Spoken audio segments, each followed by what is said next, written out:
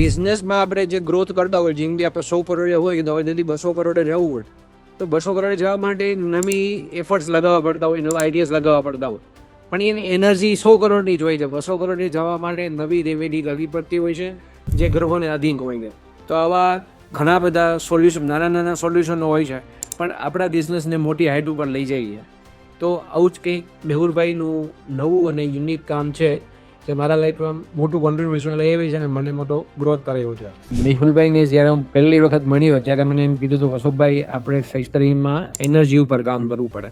તો મને પહેલી વખત એવું સમજાણું કે ફેક્ટરીની પોતાની એક એનર્જી હોય છે, એમાં નેગેટિવ એનર્જી પણ હોય છે, પોઝિટિવ એનર્જી પણ હોય છે, અને બેલેન્સ કર્યા પછી આપણા દરેક પ્રોબ્લેમના સોલ્યુશનની કરાવી આપે છે. તમે જ્યારે મેહુલભાઈને મળશો ત્યારે તમારી વાસ્તુને લઈને તમારી વ્યાખ્યા બદલી જશે કે વાસ્તુ એટલે નહીં પિરામિડ, નહીં યંત્ર, નહીં જેમસ્ટોન, કોઈ જ વસ્તુ નહીં, કોઈ તોડફોડ નહીં, અને છતાં પણ એ કેવી રીતે કરી આપે છે અને આપણા બિઝનેસના જે પ્રોબ્લેમ્સ હોય એનું પરફેક્ટ સોલ્યુશન કરી આપે છે.